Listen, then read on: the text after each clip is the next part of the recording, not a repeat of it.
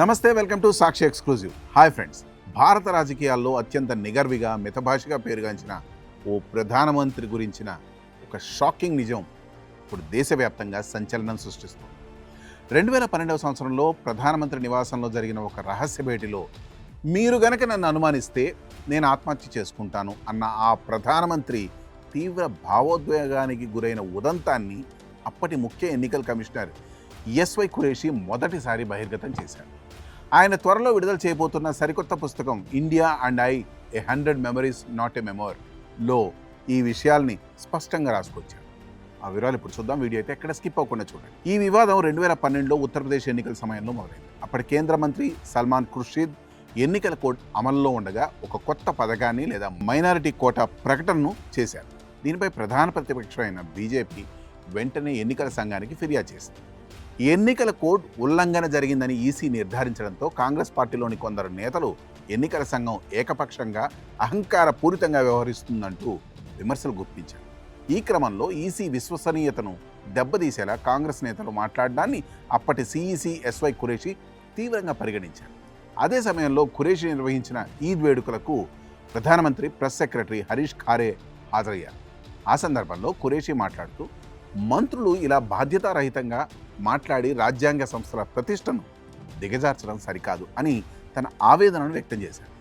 ఈ విషయాన్ని ప్రధానమంత్రికి చెప్పాలా అని హరీష్ ఖారే అడగడంతో ఖురేషీ నిస్సందేహంగా చెప్పమని కోరారు. ఆ తర్వాత రోజే ప్రధానమంత్రి కార్యాలయం నుండి ఖురేషీకి అర్జెంటుగా ఫోన్ వచ్చింది. స్వయంగా ప్రధానమంత్రి లైన్లోకి వచ్చి అత్యవసరంగా కలవాలని కోరడంతో అదే రోజు రాత్రి 7 గంటలకు ఖురేషీ ప్రధానమంత్రి నివాసానికి చేరుకున్నారు. ఖురేషీ లోపలికి వెళ్ళగానే డాక్టర్ మన్మోహన్ సింగ్ తీవ్రమైన ఆవేదనతో నిండిన స్వరంతో నేరుగా మాట్లాడారు. హరీష్ నాకు అంతా చెప్పాడు. నా ఉద్దేశాలపై మీకే గనక అనుమానం ఉంటే నేను ఆత్మహత్య చేసుకుంటాను అని మన్మోహన్ సింగ్ అనడంతో ఖురేషీ ఒక్కసారిగా స్తబ్దుడైపోయాడు. ఖురేషీ వెంటనే స్పందిస్తూ, సార్, నా విమర్శ కేవలం కొందరు మంత్రుల ప్రవర్తన గురించే తప్ప మీపై కాదు అని ప్రధానిని శాంతింపజేసే ప్రయత్నం చేశారు.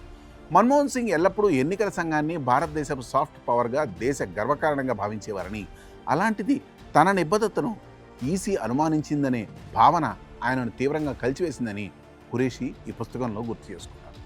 ఆ తర్వాత మన్మోహన్ సింగ్ కోపం చల్లార్చుకొని, నాకు ఈ విషయం అస్సలు తెలియదు, ఒకవేళ తెలిసి ఉంటే ఆ మంత్రులకు నేనే గట్టిగా క్లాస్ పీకేవాడిని, మీకు ఏ సమస్య ఉన్నా నేరుగా నాకు ఫోన్ చేయండి అని ఖురేషీతో చెప్పారు. అంతేకాకుండా ఖురేషీ తన జీవితంలో ఎప్పటికీ మర్చిపోలేని ఒక అద్భుతమైన మాటను మన్మోహన్ సింగ్ అక్కడ చెప్పారు.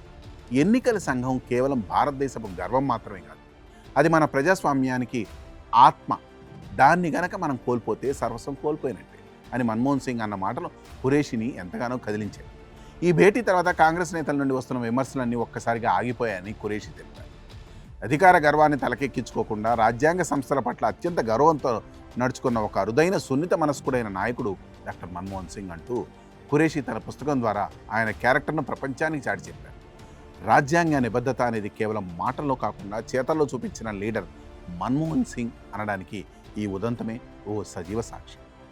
మరి ఈ స్టోరీపై మీ కామెంట్స్, మీ అభిప్రాయాలను మా కామెంట్స్ రూపంలో తెలియజేయండి. That's all for today. This is Harikrishna signing off Sakshi exclusive.